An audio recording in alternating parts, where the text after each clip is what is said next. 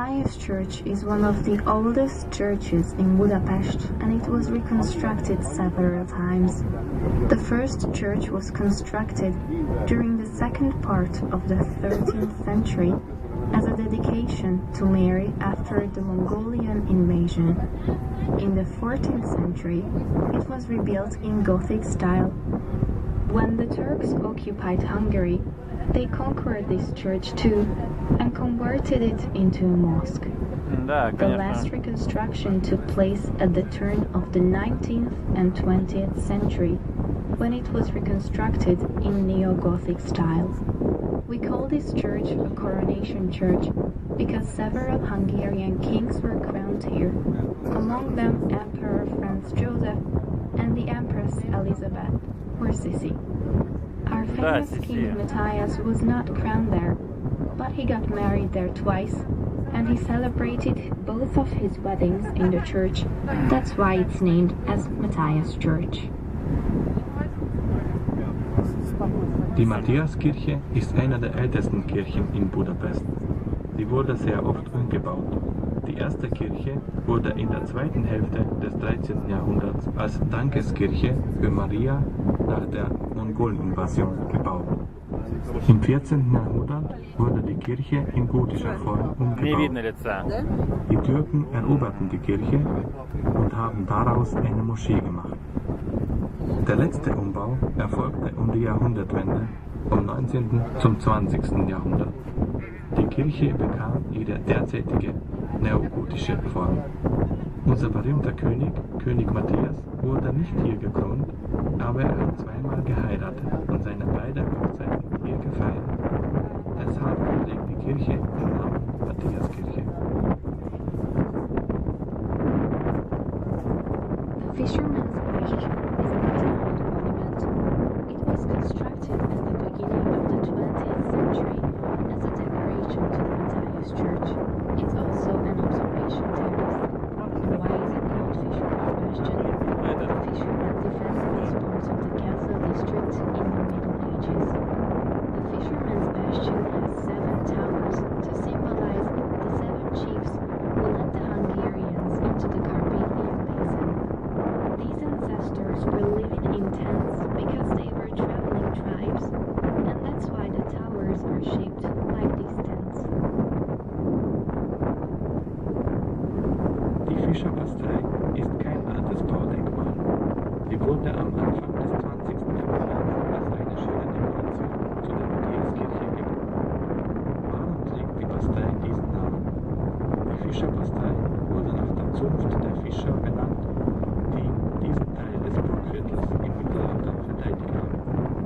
Die Fischerbastei hat 7 Türme und symbolisiert die 7 Stammesfürsten, die die Ungarn ins Karpatenbecken geführt haben. To the right, you can see the Parliament building.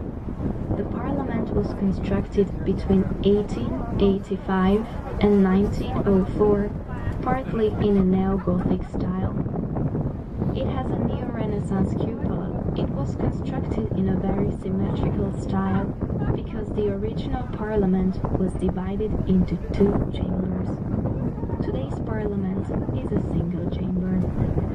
This is the main facade of the Parliament, which is located on the Danube bank. And the Parliament is well situated, so that you can see it from different parts of the city very well.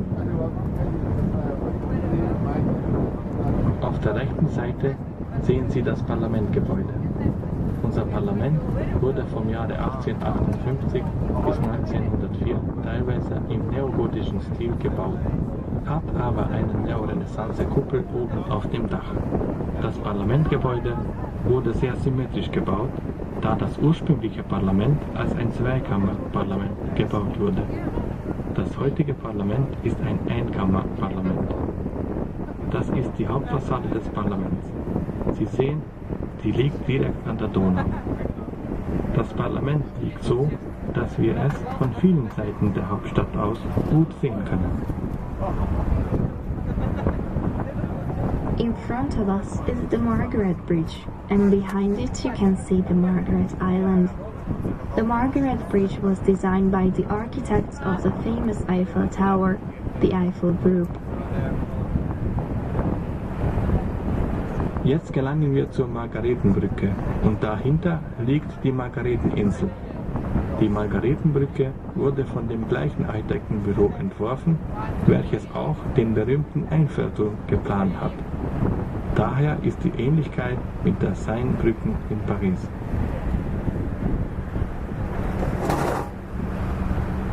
The island is 2.5 kilometers long and 500 meters wide. It is a beautiful recreational center, which is a lovely park, a rose garden, a Japanese garden. It has 2 first-class hotels, an open-air bath, an open-air cinema, and an open-air stage. Die Insel ist 2,5 Kilometer lang und 500 Meter breit. Sie ist ein großartiges Freizeitzentrum. Es gibt wunderschöne Parkanlagen, einen Rosengarten, einen japanischen Garten, 2 erstklassige Hotels, ein Freibad, ein Freilichtkino und eine Freilichtbühne. As we pass by the Margaret Island, I would like to tell you about the Margaret legend. There was a Mongol Tatar invasion in the middle of the 13th century. During this invasion, the king Bela IV prayed to God that if he saves the Hungarian people and the country, he would sacrifice his daughter Margaret. Luckily, we survived, and Margaret was sent to this island after the invasion. She had to live there in a convent as a nun. She was very religious, and that's why she was later canonized. The island also was named after her. Margaret was only 29 years old when she died in tuberculosis. Wir fahren an der Margareteninsel vorbei. Gestatten Sie mir, die Margaretenlegende zu erzählen. In der Mitte des 13. Jahrhunderts hatten wir eine Mongoleninvasion. Während der Mongoleninvasion legte König Bela IV. Einen Schwur ab. Diesem Schwur nach wollte er seine Tochter dem Gott weihen, falls er und das ganze ungarische Volk die Mongoleninvasion überleben. Daher wurde Margaret nach der Invasion auf die Insel geschickt, wo sie als Nonne in einem Kloster lebte. Sie war sehr fromm und gläubig und deshalb wurde sie später heilig gesprochen. Die Insel wurde auch nach ihr benannt. Margaret war erst 29 Jahre alt, als sie an Tuberkulose gestorben ist. To the left, there is a beautiful building with 2 towers. This is the Ethnographical Museum, which was earlier the building of the Supreme Court. Links ist ein schönes Gebäude mit 2 Türmen. Das ist das Ethnographische Museum. Und das war früher das Gebäude des höchsten Gerichtes. We are approaching the train bridge. This bridge was the first permanent bridge above the Danube in the middle of the 19th century. Unfortunately, the original train bridge was blown up during the Second World War, so you can only see the true reproduction. Jetzt gelangen wir zur Kettenbrücke. Diese Brücke, die Sie sehen, ist eine Rekonstruktion. Die vorhergehende Brücke war die allererste feste Brücke über die Donau, die Mitte des 19. Jahrhunderts. It is a very interesting story how the chain bridge was constructed. We had a great Hungarian count whose name was Count Széchenyi. He stayed in England, in Marlow, where he saw a very beautiful small bridge. He liked the bridge so much that he reached out to the architect of the bridge, the Scottish engineer Adam Clark. Széchenyi invited him to Hungary, and with the help of Adam Clark, the first permanent bridge between Pest and Buda was built. Adam Clark liked the Hungarian life so much that he settled down here and married a Hungarian lady. Es ist eine sehr interessante Geschichte, wie die erste Kettenbrücke gebaut wurde. Wir hatten einen großen ungarischen Grafen, dessen Name Graf Széchenyi war. Er weilte in England, in Marlow. Dort hat er eine kleine Brücke gesehen und die Brücke hat ihm so gut gefallen, dass er den Architekt der Brücke, Adam Clark, einen schottischen Ingenieur, aufsuchte. Széchenyi hat dann Adam Clark nach Ungarn eingeladen und dieser hat die Einladung angenommen. Auf diese Art und Weise ist Adam Clark nach Ungarn gekommen. Zuerst hat er die erste Kettenbrücke konstruiert und dann hat ihm das ungarische Leben so gut gefallen, dass er für immer blieb und eine Ungarin heiratete. To the right, in front of the tunnel, is a traffic circle, which was named after Adam Clark. If you look to the left, there is a beautiful new Renaissance building, the Academy of Sciences. In front of this building is a standing figure of Count Széchenyi, at whose request the first chain bridge was constructed. The Academy of Sciences was also founded by Count Széchenyi. Am Budaer Brückenkopf der Kettenbrücke gibt es einen kreisförmigen Platz. Dieser Platz wurde nach Adam Clark benannt.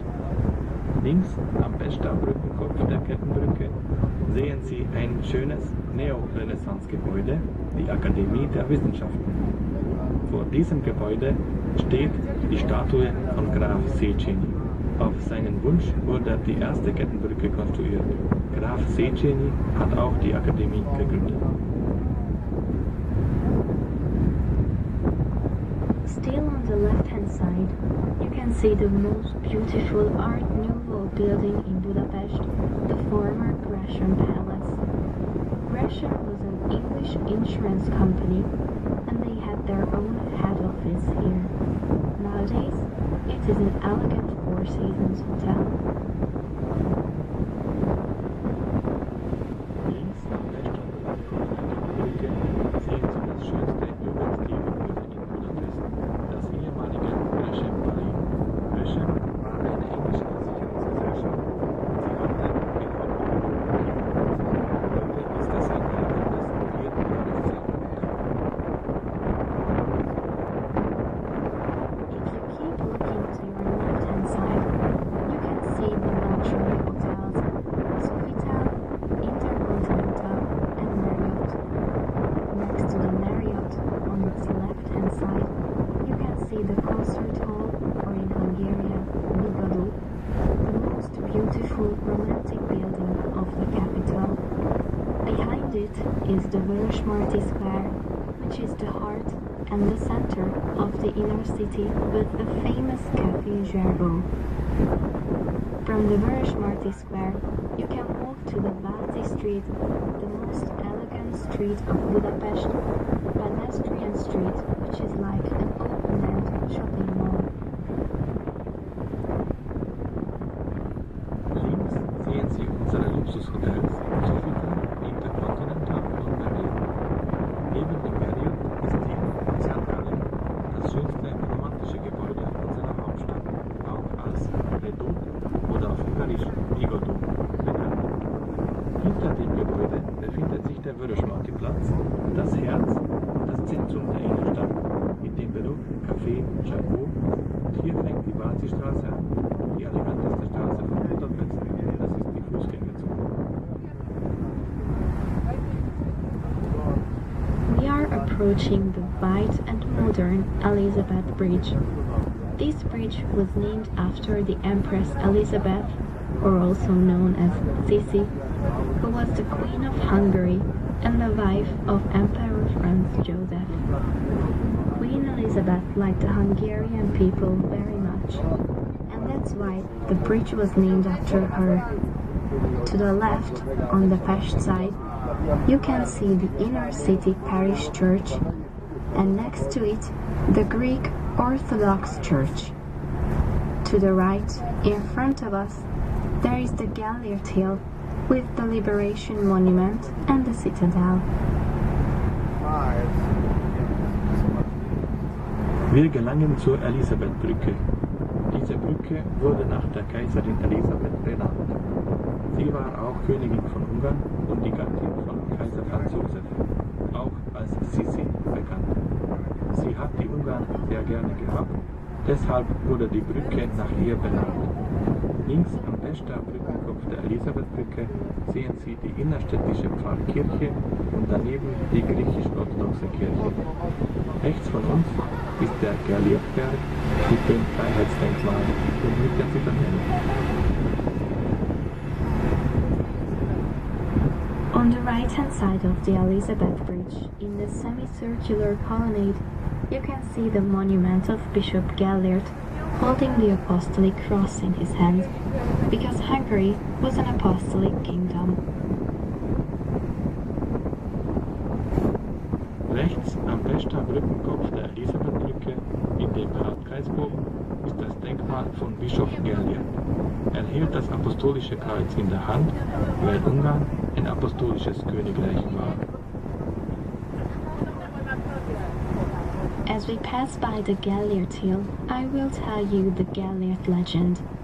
The Hungarian conquest took place in 896. At the time, the Hungarians were still pagans, and the very first Hungarian king, King Stephen, adopted Christianity and founded the first Hungarian state. Bishop Gellert came from Venice to help King Stephen in his evangelizing work. There still were several pagan revolts, and during one of these revolts, the pagans captured Bishop Gellert, put him into a nailed barrel, and threw him down from the top of the hill into the Danube. Bishop Gellert was actually the first victim of Christianity in Hungary in the 11th century. The waterfall under his statue symbolizes his last way into the Danube. Wir fahren am Gerlierberg vorbei und aus diesem Anlass gestatten Sie mir, Ihnen die Gerliert-Legende zu erzählen. Die Landnahme der Ungarn erfolgte im Jahre 896 und damals waren die Ungarn heidnisch. Der allererste ungarische König, König Stephan, hat die Ungarn zum christlichen Glauben bekehrt und den ersten ungarischen Staat gegründet. Bischof Gellert ist aus Venedig nach Ungarn gekommen, um ihm bei der Bekehrungsarbeit zu helfen. Aber wir haben viele Heidenaufstände im Land gehabt und während eines Heidenaufstandes haben die Heiden Bischof Gellert gefangen genommen und in ein Fass gesperrt und vom Berg in die Donau heruntergeholt. Bischof Gellert war der erste christliche Märtyrer auf ungarischem Gebiet im 11. Jahrhundert. We are approaching the Green Liberty Bridge, which was the former Emperor Franz Joseph Bridge. The bridge was renamed only after the Second World War. On the left-hand side of the Green Liberty Bridge, the first building is the Economic University. Behind it, you can see the colorful building of the Market Hall. Wir erreichen nun die grüne Freiheitsbrücke, die ehemalige Kaiser Franz Josef Brücke. Die Brücke wurde erst nach dem Zweiten Weltkrieg umbenannt. Am Pester Brückenkopf der grünen Freiheitsbrücke ist das erste Gebäude die Wirtschaftsuniversität. Daneben ist die Markthalle. On the right of the Liberty Bridge, there is a beautiful Art Nouveau building, the Hotel Gellert, with its famous spa. Rechts am Brückenkopf der Freiheitsbrücke befindet sich ein schönes Jugendstilgebäude, das Hotel Gellert mit dem berühmten Herrenbad. If you look to the right-hand side, you can see the building of the Technical University with its beautiful and colorful ceramic roof. Auf der rechten Seite sehen Sie das Gebäude der Technischen Universität mit seinem bunt verzierten Dachgeländer. Our main river is the Danube. The Danube is 2,800 kilometers long. It flows through 8 countries and 4 capitals. It rises in Germany in the Black Forest and it flows into the Black Sea. The average depth of the water is between 5 and 6 meters. In Budapest, the deepest point is on the Pest side, next to the Green Liberty Bridge, where the Danube is 11 meters deep. In front of us, you can see the Petőfi Bridge, which was named after Sándor Petőfi. He was a national poet and the leader of the War of Independence in 1848. Petőfi died in a battle against the Habsburgs, but he remained as a symbol of a liberty fighter for us forever. Vor uns ist die Petőfi-Brücke. Diese Brücke wurde nach unserem Nationaldichter Sándor Petőfi benannt. Er war auch ein Anführer des Unabhängigkeits